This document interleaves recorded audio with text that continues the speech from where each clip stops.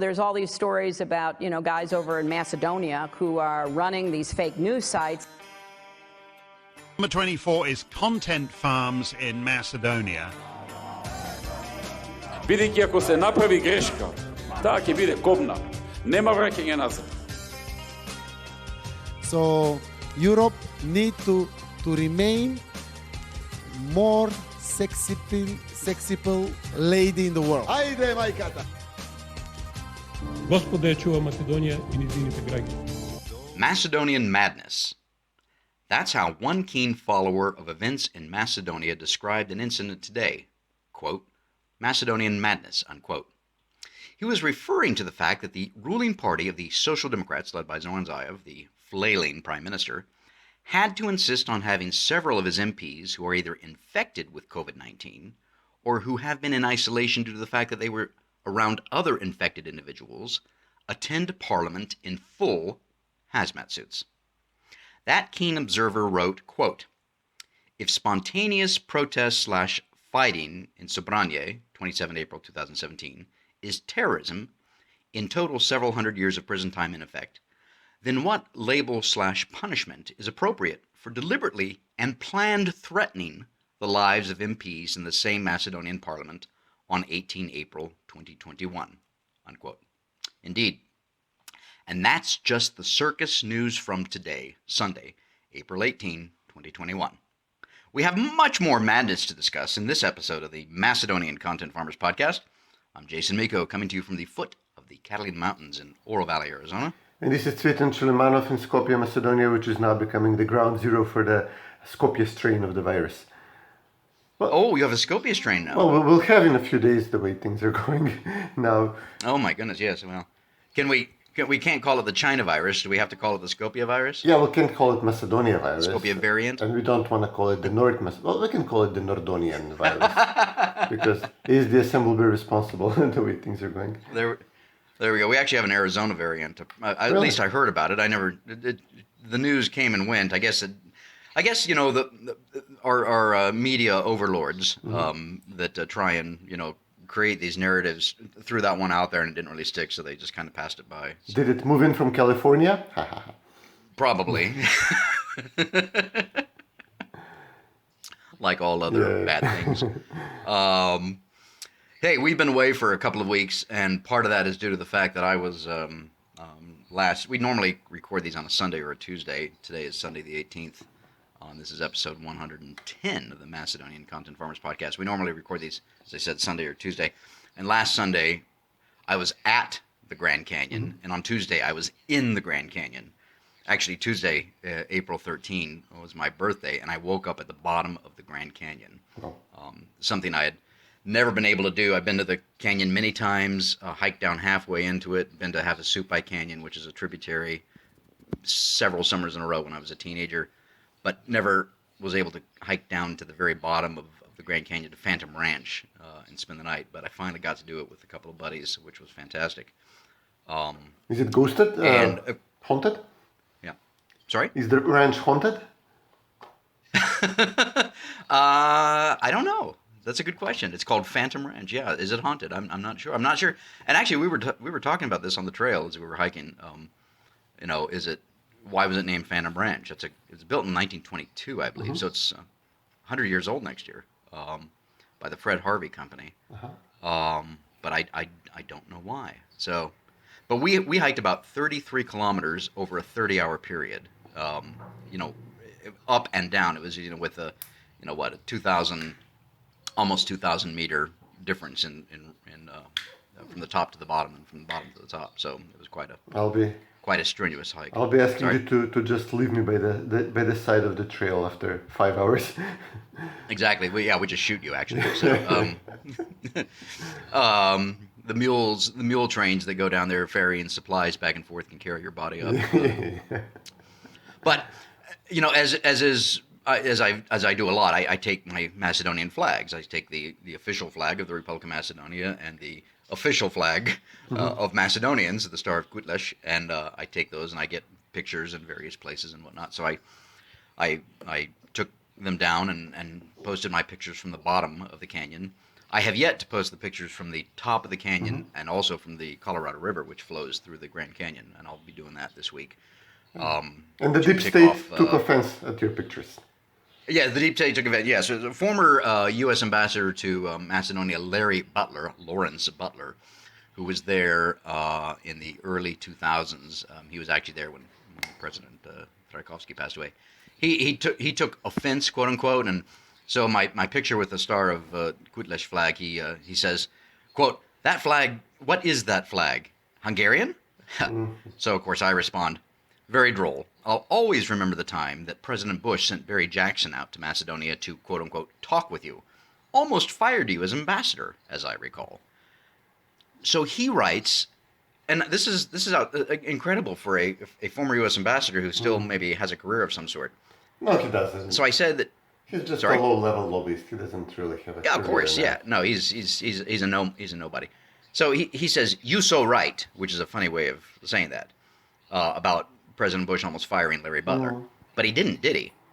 And I said, "Correct," because that was late February 2004, and my friend, President Boris Tchaikovsky, died shortly thereafter, along with 8 of his colleagues, in a tragic plane crash. It was not the time for the White House to replace the U.S. ambassador for obvious reasons. But the fact that, I mean, Larry's not very good at this, these Twitter back and forth, the insults, etc. Bless him, he tries, but he's really bad at Twitter. Yeah, I'm sorry, Larry, you're terrible at this. But unfortunately for Larry, he prompted my thought. I'm going to write an article, one of my normal articles, about my interaction with U.S. ambassadors through the years, and I've interacted with all of them. Even before there was I was in Macedonia, Cvetin, before there was a U.S. ambassador to Macedonia. That's how long I've been around. Should have appointed you. Next month is... You could have been like the first come, first served here. I wouldn't want to be an ambassador. Oh. Anyway, I thought we'd start. It's not a very high threshold when they pick them.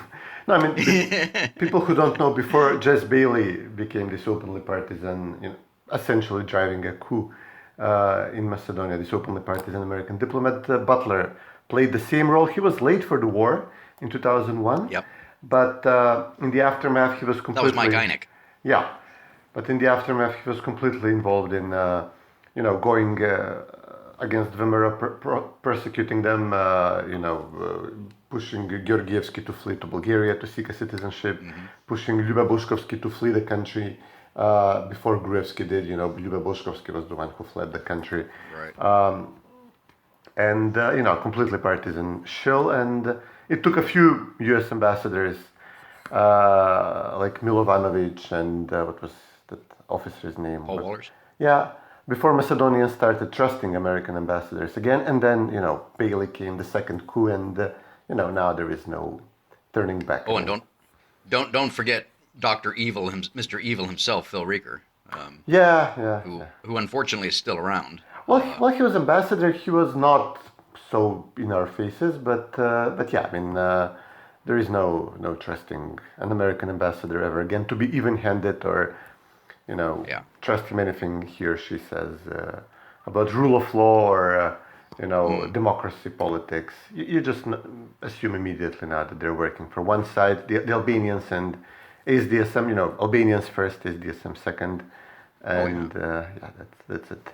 Well, that's, just to give you a quick preview for listeners today of my upcoming article.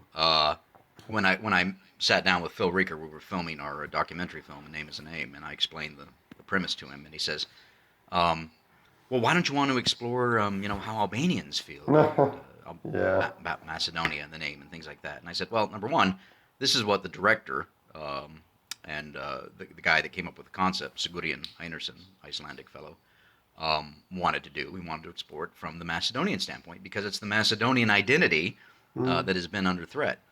And Phil, grudgingly accepted that. But, to your point exactly, that was, Phil and all the other ambassadors. And, my top, I think Phil Rieker and Jess Bailey share the number one spot for worst ambassadors.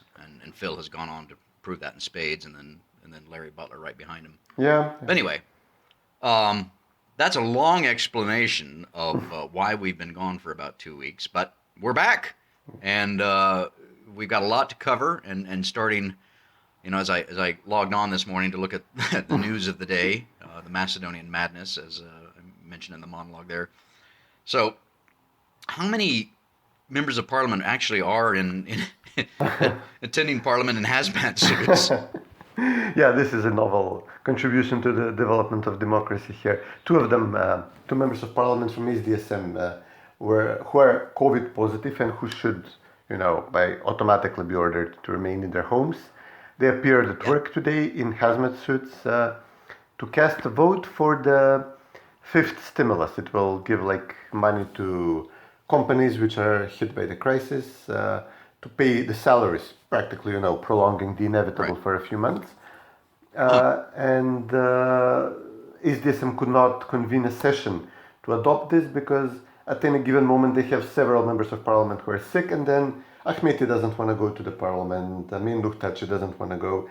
There is a bunch of members of parliament, Albanians from their coalition, who don't feel like showing up, and they need 61 votes to kickstart a session of parliament, and they only have 62 in total, so one or two people get sick, and Ahmeti not feeling like it, and that's it. They don't have the majority to start the session. And then once it starts, many of the laws SDSM wants to ram through besides this stimulus bill. You can do it with the majority of the people present, so 50 something would be enough. But just to begin the session, you need 61. And Vmero and the Albanian opposition, understood this and started boycotting sessions whenever something they say is contrary to Macedonian national interests is on the table. And they said, we'll provide you with the quorum for this session for the stimulus. And there is some other issues like extending the state of crisis on the border so the army can patrol along with the police to stop migrants and stuff like that. Right. So the important stuff will be there for this. And this was also discussed when Matthew Palmer, another horrible American diplomat, spoke with Mitskovsky a few weeks ago. So this was agreed. But, whenever Vmero would do this, they would show up to parliament and they say, okay, let's do this, let's vote on this stimulus bill. SDSM Talat Jaferi, the Speaker of Parliament, would immediately declare a different session to be in progress, and he would try to stuff a bunch of other items on the agenda. One of them is especially annoying Vmero. SDSM wants to build a huge clinic outside of Skopje for €500 million. And Vmero says this is madness. We can build 5 clinics across the country, have healthcare spread more evenly. The person projecting this is the husband of the head of the Open Society, the Soros Institute in Macedonia. So practically it's a very strong lobbying push in SDSM to get this done. So Vmero will show up for the session, they'll say let's vote on this. Jaferi will say okay, let's vote on the clinic first. Vmero will start shouting, start leaving the session of parliament. Jaferi will try to declare that no, they're still present, let's start the session for the clinic. Vmero will say F you and walk out.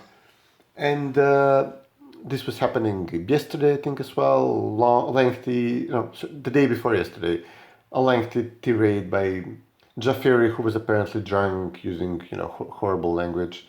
And today again, Vmero said, let's vote on the stimulus. We are here. We'll give you the majority for this. And the SDSM responded with this gimmick. They brought 2 members of parliament who are sick, but they say we are fine. They chartered a private clinic to provide them with an ambulance so that it all looks like it's safe. And they kind of voted from a separate room in the parliament, so they're not mixed directly with the majority of the parliament, but it's really outrageous move. Huge health risk for the for the parliament, which it's an important institution. In the end, everybody voted in favor. It was not an issue, to adopt the bill. But SDSM decided that this is a gimmick that they can say, look, our people are sacrificing themselves, so they will have money to spread around, so the companies will give salaries to their workers. While Vmero were opposed to this, so we had to risk the lives of our members of parliament. And this was initially, the news was announced through their PR guy, Kosta Petrov, which just tells you everything you need to know that this is a PR exercise. Yeah, and just, Kosta Petrov is a PR man, but he's got a history of mental issues. So he's totally crazy. Yeah. So, yeah. So what we have here basically is double standard. So the government itself says, if you're infected or you've been in the presence of somebody, you need to quarantine, you be at home, etc. But the rules apply to you, but not to us. And so even though they're Costa is talking about the creative ways in which they've been able to accomplish this, it's still a double standard. All animals are created equal, but some animals are more equal than others. Animal Farm. She Right. could have resigned. I mean, the member of parliament could have just resigned if it was so urgent and True. so dramatic. I said Vemero were offering the votes. I mean, Yeah. they said we'll give you the votes, but only for this thing, not for anything else. And if it was so urgent, she could have resigned, and the other member of parliament, they could both have resigned, and healthy members of parliament could have entered into the legislature and held a session without any risk of infecting anybody or without all this gimmick and all this circus surrounding Yeah. the thing. Yeah. Well, and again, as I mentioned in the monologue, that's just the circus news from today. Yeah. And we've been away for about 2 weeks, and so much has happened over the past So 2 much. weeks that so we've got marijuana that has been intercepted, being transported from a Zaev-owned farm, and of course Zaev is the Zaev family, I should say, the Zaev clan is big on growing marijuana, for medicinal purposes, but actually it's for the actual drug apparently. And so the DEA, the American DEA, the Drug Enforcement Agency, is now involved in some way. And I think I mentioned to you earlier this week offline that perhaps it would be almost hilarious and it would be poetic justice if Zaev fell from grace and was removed from power because of the American Drug Enforcement Agency, Yeah. one way or the other. We've got that. We've got the Interior Ministry giving away passports to criminals from the region. And it goes all the way. I saw a tweet, I think it was from Antonio Miloshovsky, criminals from, I think, South America or somewhere. I can't remember exactly where. But it's basically, you've got hundreds of ID cards, passports going to mafia bosses and dons and other criminals of various stripes. And, of course, Oliver Spasovsky, the Interior Minister, says that a number of people in the Interior Ministry have been arrested because of this, and he didn't know anything about it, of course. Then you got the arrest of one of Zaev's favorites, Roskovsky. What's his first name? Yeah. Is it Draghi? Draghi Rashkovsky. Yeah. So he was, and I can't remember exactly what his position was. Oh, he was head of the cabinet, of Zaev's cabinet. It's like Martin Protuger-Tugurevsky, very right, high yes. level. Like chief of Yes. staff. Yeah, chief of The staff, right. president's So, chief of staff. Very Right. high level person. and then, of course, he took his family on vacation to Mexico, I think last month. There were thoughts that he was not going to return. Apparently he did, and he was arrested. He probably should have stayed in Mexico. Yeah, I don't know if stupid there's move. an extradition agreement between Macedonia and Mexico, but nevertheless, he was detained, I guess. He's in house arrest right now?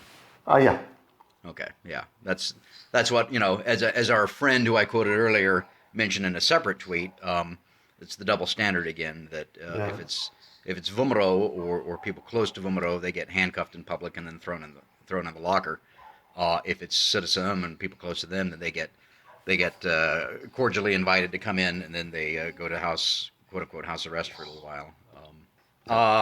And what else? Those are the big things. Let's kind of suss We out have each one of the those. Jansz border withdrawing hoax. Yes. Okay. Yeah, that's a good one. We'll that's a fun one. Yeah, okay. But Four let's kind major of items. yeah Try to keep let's it short. suss these out. Let's start with marijuana in Macedonia because of alliteration there. So how much was it? How many grams? 200 kilos, estimated 200 at kilos. 800,000 worth on the black market. Wow. Okay. And I'm a little fuzzy on the details. You know because you've been following this. I know about the drivers of the vehicles were somehow related to Zaev or his peoples. Yeah, so practically Zaev has been giving out licenses for growing marijuana ostensibly for oil, but everybody understands that they're growing the stuff which is used for smoking, and they're then losing it in transport or having it stolen from the warehouse, and then sold to Kosovo or Albania and then smuggled to Europe. So this is where you make the money. If you just grow it for oil, it's just as well as growing lavender or something like that. So the transport comes from one of the farms, which is nobody knows who owns it. Nobody's saying who owns it, the farm near Bitola, but its name, the company's name, is the same as the name of a company which Zaev's cousin, once removed, a very close relative, Traian Zaev, set up in Bulgaria. So Traian Zaev owns the farm. It was driven in a van, and it had escort in 2 cars. One of the cars was driven by the personal chauffeur of Traian Zaev, Zaev's cousin, a person who is like a gun nut and seen driving Traian around the city while Traian is doing his shopping. So Traian, along with Vice, Zaev's brother, Traian is like the second most important person in the business side of the family, of the Zaev family.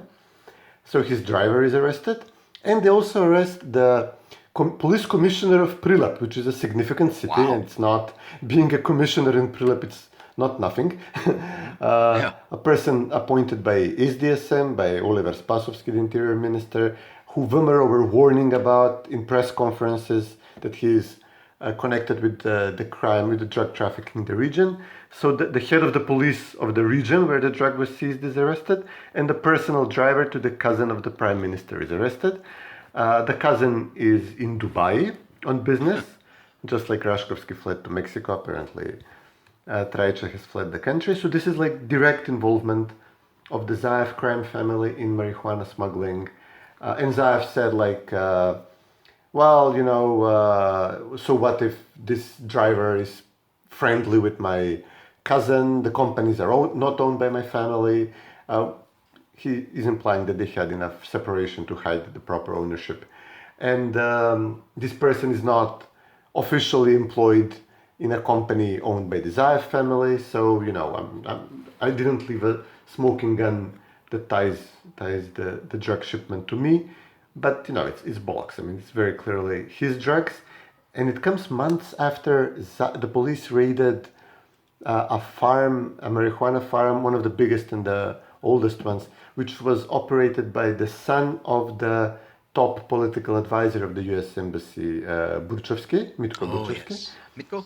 So so we have the situation where, first the Zaev police raided a farm ran by the U.S. Embassy, an advisor to the U.S. Embassy. I like the way you put And it. now the U.S. Embassy seeks the DEA on Zaev's farms. So, this is where we at right now. How about if we, once VMRO comes back, we just eliminate the marijuana growing, because there's so much. I get the idea of the oils and the medicinal, purported medicinal benefits, etc. But there's just so much temptation, as Zaev and his people have shown, to just harvest the marijuana leaves and sell it as the drug for smoking. Of course, he wants to make, Zaev wants to make smoking marijuana legal, along the lines of our friends in Holland. That would allow them to grow the stronger stuff, because now Right. they have to grow like the industrial stuff. And I know there were arrests in Serbia, I'm not an expert, but there were arrests in Serbia precisely for this. The inspection would come and they say, okay, you're obviously not growing the stuff meant for oil extraction. Right. And, that's an additional layer of evidence which, makes... They still don't want to legalize it. There is no money in the stuff if it's legal. Right. But they can legalize it in Macedonia. It will make it easier for them to grow whatever they want, in whatever quantity they want. And then the real money is made when you lose it, and then it's exported outside and sold. In Europe, where it's still illegal, you still need to bring it to a market where it's illegal, and we're very well positioned to do this very short drive to Europe. So. Right. That's Zaev has. Whenever you ask him about the economics, what's his plan for the future of the country, he once discussed how his vision is for every family to have a few stalks of marijuana in the backyard. And I'm not even making this up.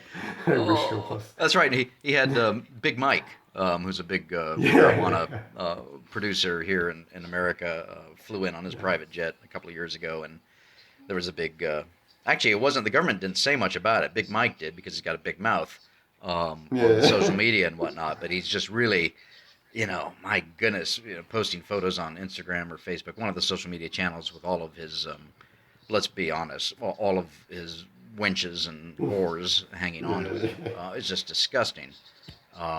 But anyway, that's to your point. That's Zaev's plan for Macedonia is to make everybody rich through legalized drugs. Well, we'll keep following that one and see. Again, it would be very funny if the DEA brought down Zoran Zaev. It's happened in other countries. We've seen it. Panama. What was the guy's name? Noriega. Manuel Noriega. Yeah, it wasn't. Now there's the separate issue of a country literally, in this case the United States, going in and surrounding the leader of another country's home and blasting rock music around his home 24/7 in order to get him to come out, but they got him on basically drug charges, international drug charges of some sort. Anyway, let's move on to the Interior Ministry giving out passports and IDs like candy. So 200, over 200? Yeah, 215. 215, yeah. IDs, passports, various criminals. Let's see, Turkey is involved. Who else? Montenegro, I believe. Turkey guy is apparently a Gulenist. So this could also mean that the U.S. embassy is involved. They were protecting his network in the region. Yeah. But there were recent raids in Turkey against his network. Sedat Peker is the name. He was in Macedonia for a few months and would meet people publicly, members of parliament from Zaev's coalition, the Turks obviously, businessmen like Tsanovsky's family, also close to Zaev. So he was operating out of Macedonia, and when Turkey demanded he's deported, Zaev deported him to Kosovo, not to Turkey where he's wanted, but to Kosovo. There is a Serbian mafia boss. There is a Serbian hitman from the same mafia group who carried out a killing, an attempted murder of a rival gang member gang boss in Ukraine. So two Serbian gangsters, a group of Serbian hitmen went to Ukraine to kill another Serbian gangster, and one of them was carrying a Macedonian passport.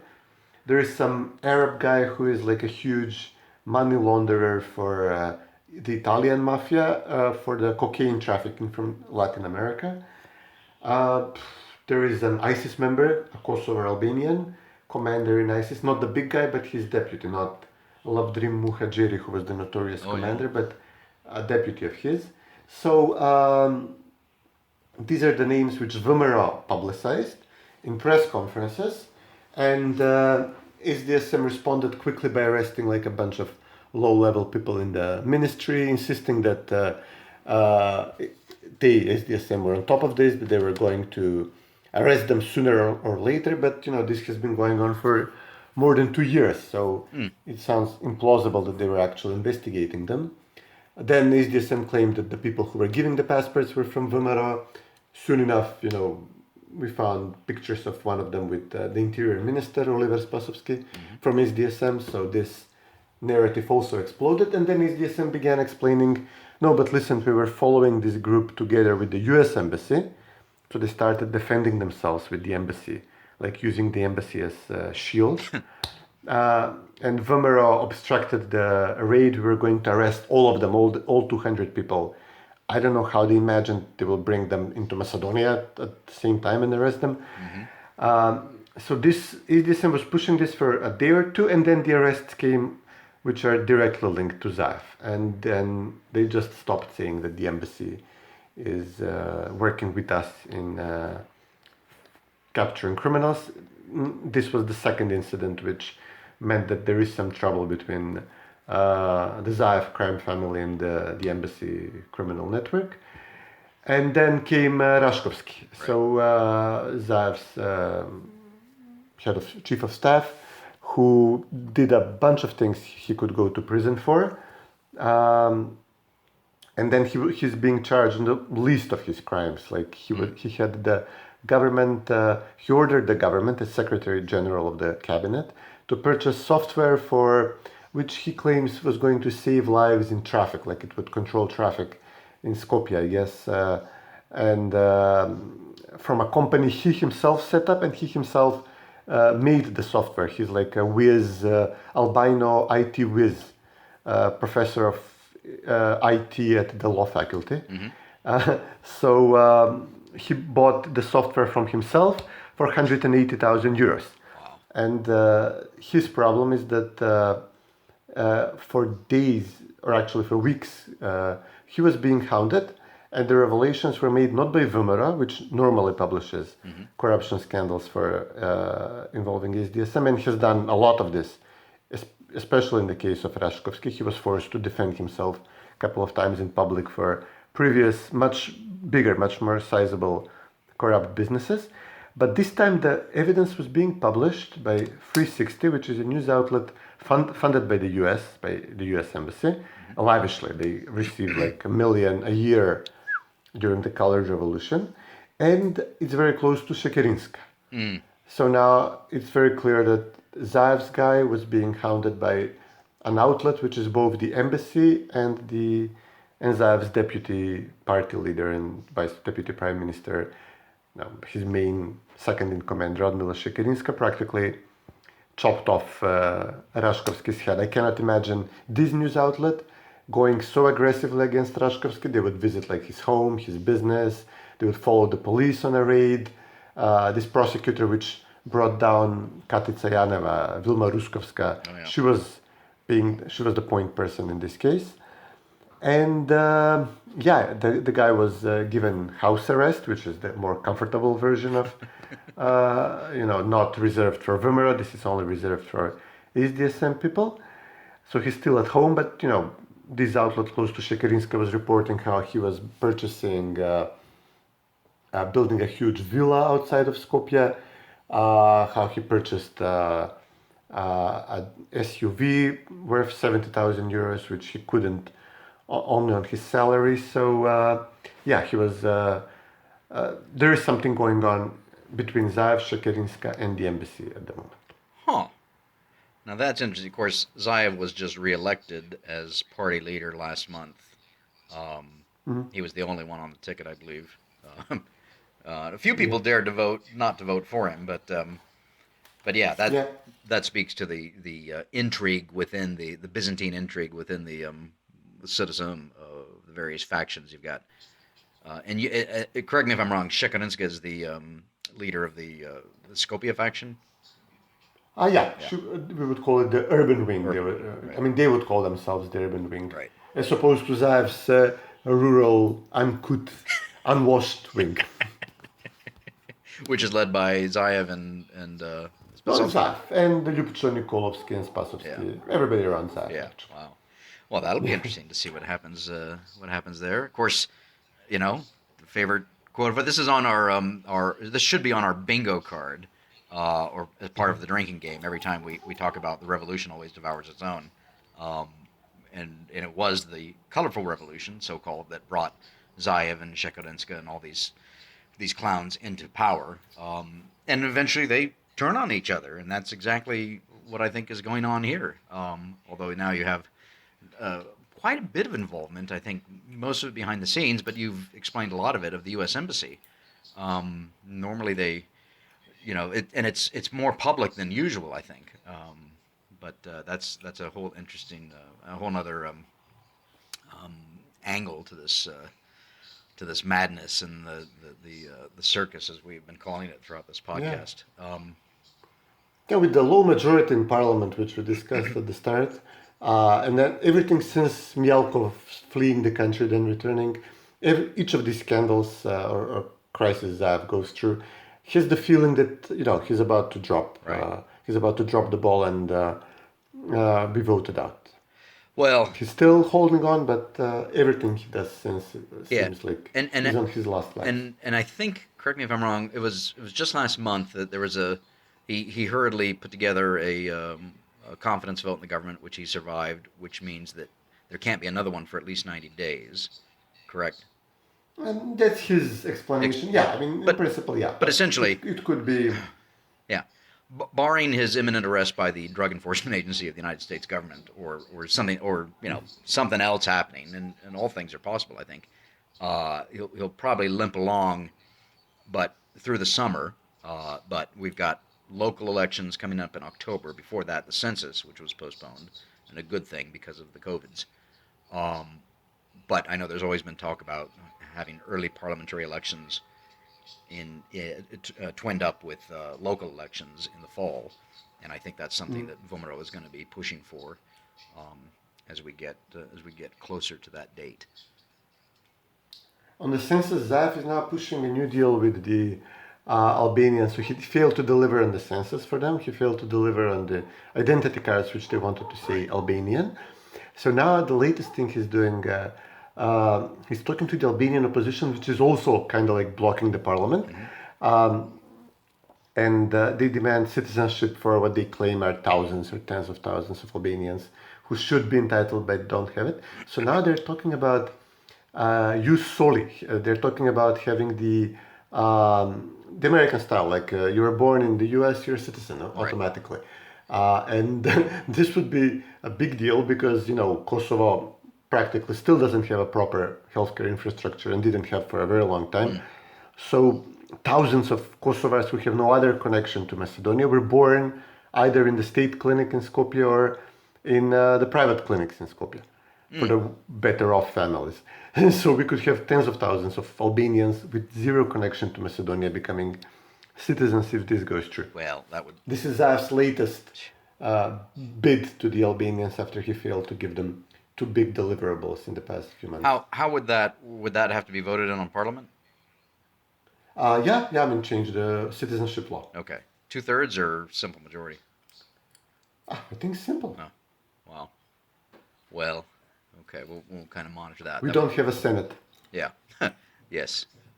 That would be really bad. Of course, I can't imagine it. Even if it were to pass, it would apply retroactively. But who knows with Zaev? You just apply. You just state you were born in Skopje, and laws usually apply retroactively here if it's to the benefit of the person. Yeah. Right. Well, that would be that would be wrong. Of course, this goes to the point I wrote. My last article I wrote was about kind of a retrospective on 20 years since the so-called National Liberation Army in Ali Ahmeti. It's been 20 years since the 2001 events, and I mentioned in there, amongst other things, that the leadership, I want to make sure I'm clear on this, the leadership of Macedonia's Albanians are utterly corrupt and interested only in power, and therefore, like some of the black leadership here in America, I'm thinking of Al Sharpton and Jesse Jackson, amongst others, Ibram Kendi, others, the leadership is very condescending to their own constituency, in this case, Macedonia's ethnic Albanians, basically telling them that they're stupid and that the only way that they can achieve success in life is by keeping these corrupt people in power and voting for them. And again, that's the leadership. I'm looking for, I'm hoping for, at some point, courageous leaders amongst Macedonia's ethnic Albanians, along the lines of some of the conservative, black leaders that we've had here in America. Tom Sewell, for instance, eminent PhD economist, who realizes the truth and what is necessary for Black Americans to be able to achieve success, and it isn't being talked down to. It isn't being told that they're a perpetual victim all the time, etc. So, but I haven't seen anybody like that in Macedonia. Don't know if one will ever appear or not. But anyway, we move on. COVID, just real quick, let's touch on that. I know that we've had over almost 4,500 Macedonians have perished from the disease. And you're still on what, 8 p.m. to 5 a.m. lockdown? Yeah. Unless you're a member of parliament. And cafes and restaurants are all closed. Still, yeah. Wow. Yeah. Unless... Yeah. Cafes, restaurants closed, gyms, etc. Lockdown. Vaccine update? Have you got any? We still have some left over from the donation from Serbia of Russian vaccines, and the COVAX donation of AstraZeneca. They were both like 20,000, 25,000 each. And they're vaccinating people at the moment, like a few thousand a day. That's good. In Skopje and a few hundred across the country. So basically some journalists got vaccinated for some reason, probably guinea pigs. A lot of teachers were vaccinated, a lot of people in healthcare. I mean, a lot. When I say a lot, I mean, it's still like, I don't know, maybe if it's 1% of the total population, it's still nothing compared to countries in the region. We still lag very badly compared to any other country in the region, except Bosnia and Kosovo, who I don't think even started vaccinating. Wow. But Albania has like 3-4 times more vaccines than we do. They're talking in the hundreds of thousands of available vaccines. So yeah, we're the worst off easily. At 2,000 a day, even if even if the population is just 1.6 million, that'll only take you 800 days. Yeah. Yeah, it's bad. It's horrible. I mean, people are dying. The death rate is still very high. Every day we have 1 or 2 relatively young people dying, and people with families. And there is seething anger at Zaev for, when something like this happens, when you remember all the statements in the past that we'll only buy Western vaccines and rejecting callously the Russian or the Chinese offers. Now we have our main, or one of the two main sources of vaccines is Russia, but we are now going out of our way to impose sanctions on Russia over Navalny. Right.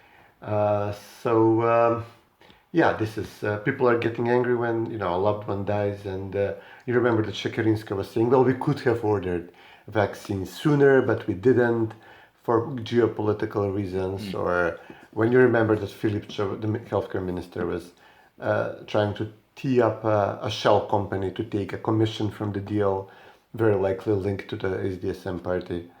And this brought down the Chinese deal, so we lost, China is the biggest source of vaccines for a country like us. People are still going to Serbia, that's still going on. The vaccinations now, they're not waiting for a second, they're not saving a second dose. So we're hoping that Russia will deliver another 20,000 doses in a few weeks when we need them for the second dose. So yeah, it's really, really ugly. I don't know. Although I do find it ironic not going well. Macedonia's members of the Macedonian army were vaccinated with the Sputnik vaccine. Yeah. Oh, yeah. So the chip is going. Our NATO secrets are going to be immediately transmitted through the included microchips. Oh goodness! Yeah, because they don't give AstraZeneca to young people for contraindications. They just give it to the old. They tell them, okay, good luck with this. Yeah. And then the army is obviously younger folks, so they got the Sputnik. I get my second shot in about 10 days from now. So and as you can see, I'm still invisible. Oh goodness. Sure. Telepathic power still. Yeah. I still can shoot webbing from my wrists and climb buildings straight up.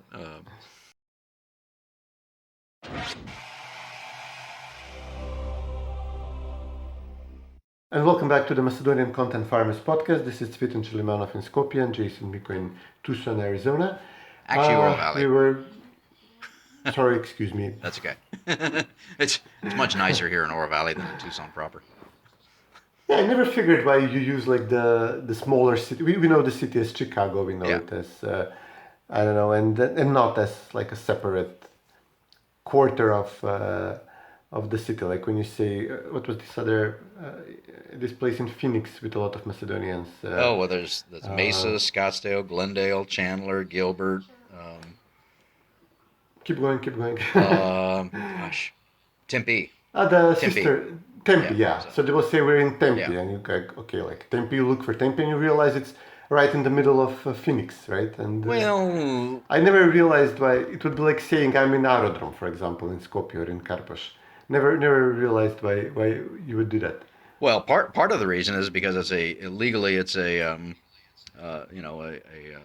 separate entity and whatnot. Mm-hmm. I mean, think about Tempe. You mentioned Tempe's got 200,000 people in it, so Phoenix is over a million, I think. But anyway, it's a large.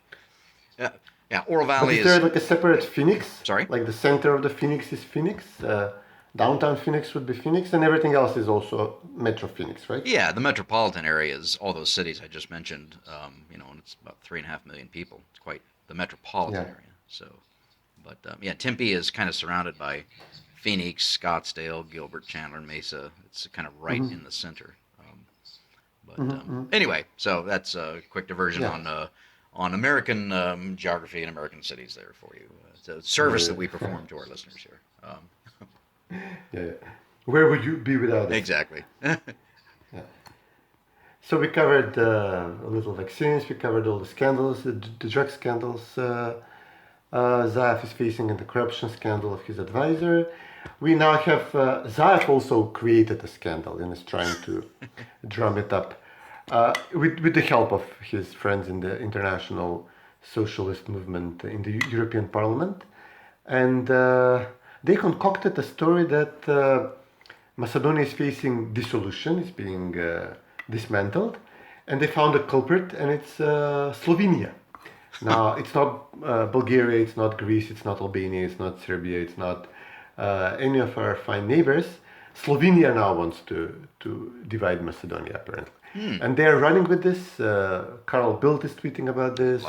All the usual suspects like Gerald Knaus and these networks on Twitter of Balkanatis, they're tweeting about this. Dimitrov is condemning this in between lines without actually endorsing because he knows it's a conspiracy theory.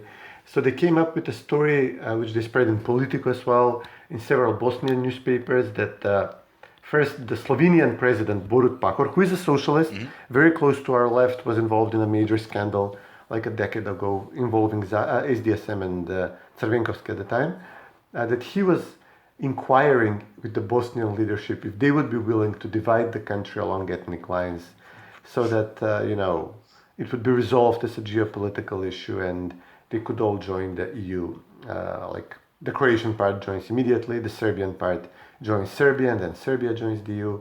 The Muslim part, I don't know. And there was a huge, like a protest note in Bosnia against Pahor, who is not a friend of Janša, Janša is the prime minister, he's the president, they're at odds with each other. And then you could read for a few days in the Slovenian press, well, actually, Pahor is becoming close to Janša, and this is actually being pushed by Janša himself. And then they came out with the narrative that there is they even leaked this on a quite unreliable Slovenian Croatian website where you can publish whatever, like for a good fee, like an English language memorandum, ostensibly from Janša's office, allegedly sent to the President of the European Council, Charles Michel, whatever, in which he proposes the division of Bosnia and Kosovo. Initially Kosovo, to resolve the Kosovo issue, and then, maybe we see in Bosnia if this would work, and lay the groundworks, do it quietly. And this is tapping into a very strong note of insecurity in the left here about Janša, because Janša was the guy who led the Slovenian movement to split from Yugoslavia in 1991. Right. He was like the patriotic Slovenian leader at the time. Organized the country again to resist the Yugoslav National Army in the brief 2 weeks long war. Led the walkout from the Belgrade Hall of the Communists, like the Slovenian delegation, and then the Croatian delegation walked out from the meeting, and Yugoslavia was no more at the 14th Congress of the Yugoslav Communist Party. So they really have this deeply seated hatred against Janša in the left circles here, and now they're reliving this trauma. People on the left here, alleging that he now wants to split Bosnia and Kosovo, and Macedonia is not mentioned in the document that was leaked, or in the hoax that was planted. But Zaev's people, actually, his correspondent in Brussels, people like that, are jumping on board of the story, and they're adding layers, like, well, it was Janša, but it was actually Orban calling the shots. Well, it's not only just Orban they want to divide Macedonia and then bring Gruevski back into Macedonia. So they're adding layers upon layers on the story. And Jan Šolek said, no, I had nothing to do with this. Slovenian members and Croatian members of the European Parliament, very close to Zaev, were spreading this. So then Janša spoke on the phone with Mickovski, and Mickovski said, listen, I'm being told that this is like a hoax, and it's Zaev and these Slovenian and Croatian members of the European Parliament who are spreading this. So yeah, we've discussed this issue frequently here. We discussed how after Zaev making Macedonia no longer be a country of the Macedonians, a Macedonian nation state, that it's making us very weak, susceptible to being partitioned. It's encouraging, obviously, we see Bulgarian nationalism with their demands upon demands, which is a natural move against the vacuum which Zaev is leaving. It's encouraging Albanian demands on territory, which we see every day with every concession they demand from Zaev is leading in the same direction. More Albanians registered in Macedonia, more territories, more municipalities listed as majority Albanian, which, in the Balkans leads to secession. And now the people who are pushing the country to the abyss, with the Prespa Treaty, with the treaty with Bulgaria, with the Ohrid Treaty going back, now they claim, but it's Janez Janša trying to divide the country. And it's really... It's always somebody else's fault. Yeah. Yeah. It's not even plausible. It's not even... Why would he... What would he gain? He eventually tweeted something tongue-in-cheek, like he responded, I think, to Tanja Fajon, this Slovenian socialist member of the European Parliament. She was saying something, and he said something like warning to the Balkans. She said something like, we're gonna protect the Balkans. And he eventually, he was fed up and said, like, guys, beware. Whatever Tanja Fajon and people like her started, it ended in disaster. So don't hitch your wagon to her protection. So this was like eventually, after days of being baselessly accused by idiots, the usual suspects on Twitter, he eventually said, like, okay, like, if you follow her, you may suffer a bad fate. Yeah, well, but this is just a continuance of the war that the left is waging on nation states and sovereignty, etc. Not only in Macedonia and Slovenia, the region, but around the world. Yeah. Now they're suddenly so concerned for Macedonia's survival after we joined NATO and all our security troubles were dispelled. Right? Now NATO is going to protect us from Janša, from the Slovenian army. Oh my God, really. Well, let's end on a positive note. We're running long here. It's not exactly positive, yeah, but yes, okay, yeah, good point. Yeah, so a farmer's pick here. We've got good news, but how often in life that there's a tragedy and yet something good can come from it. So why don't you explain what that is here in our farmer's pick? Yeah, well, we only had our first heart transplant carried out in the country like a few months ago. And this was obviously a traffic accident. A relatively young person was killed in Duiran in a traffic accident, and the family agreed to give the heart and the kidneys to people who were long waiting for transplant. I know a friend of mine, actually, his father was waiting for a transplant, but he was too old and I guess not a suitable candidate. So the heart obviously went to a younger person, and it was the first heart transplant carried out in the country. Last week, I think a very young girl, like in her 20s, from a village near Birova, was killed in a traffic accident again. And again, the family agreed to donate the organs, and the heart went to a 27-year-old man who was.